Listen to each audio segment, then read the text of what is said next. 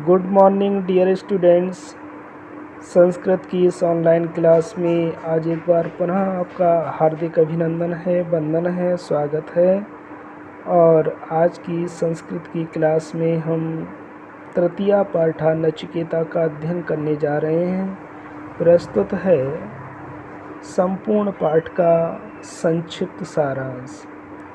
नचिकेता पाठ में हम एक ऐसे बच्चे की कहानी के लिए पढ़ने जा रहे हैं जिसने अपने पिता के वचनों का मान रखने के लिए, अपने पिता की बात का मान रखने के लिए मृत्यु का भी वरण कर लिया। मतलब मृत्यु के द्वार पर भी वह पहुंच गया। तो किस प्रकार से एक बार बाजश्रवा नाम के एक मुनि होते हैं और उन्होंने एक बहुत बड़ा यज्ञ किया और उस यज्ञ में जो यज्ञ करने वाले पुरोहित थे, पंडित थे, ब्राह्मण थे, उनको अपना सर्वस्व दान कर दिया। तभी उनके एकमात्र यानी इकलौते पुत्र नचिकेता ने उनसे पूछा कि पिताजी, आप मुझे किसे दान करेंगे।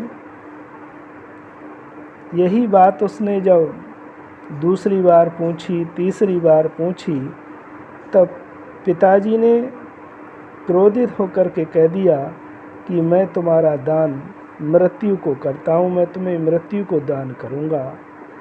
तभी वह पिता के वचनों को सार्थक करने के लिए कि कहीं मेरे पिता की बात झूठी ना हो जाए, इसलिए वह यमलोक के लिए चल पड़ा।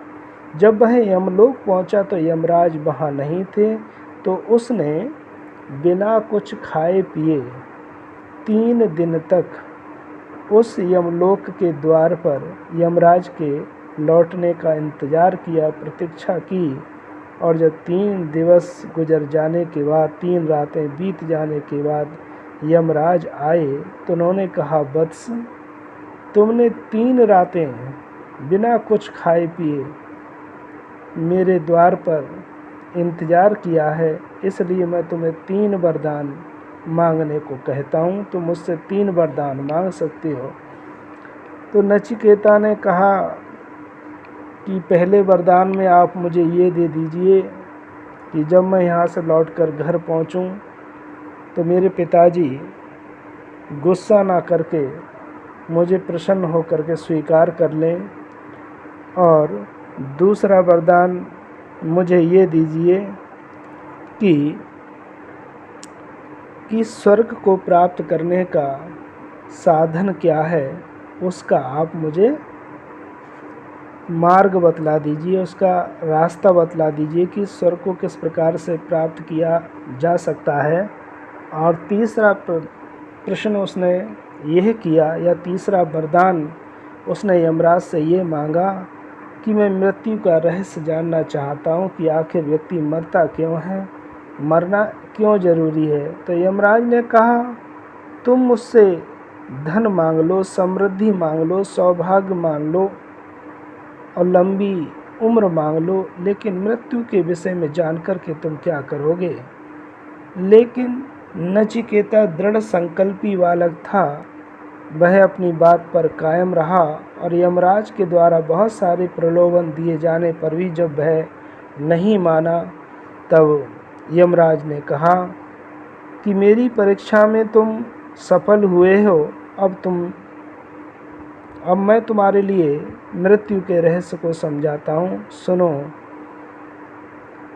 क्या लेकर के आया जगत में और क्या लेकर के जाएगा, मुट्ठी बांधे आया जगत में, हाथ पसारे जाएगा। कि ये शरीर जो है नश्वर है, इसको एक दिन नष्ट होना है। चाहे कोई धनवान व्यक्ति हो, चाहे कोई गरीब व्यक्ति हो, उसको एक दिन संसार छोड़ करके जाना होता है।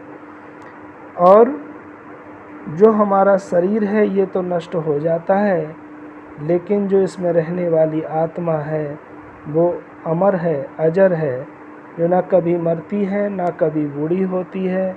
इसलिए इसके विषय में ऐसा कहा जाता है कि आत्मनं रथिनं विद्धि, कि आत्मा जो है शरीर रूपी रथ पर सवार है। आत्मनं रथिनं विद्धि शरीरम रथमेव तु। आत्मा क्या है?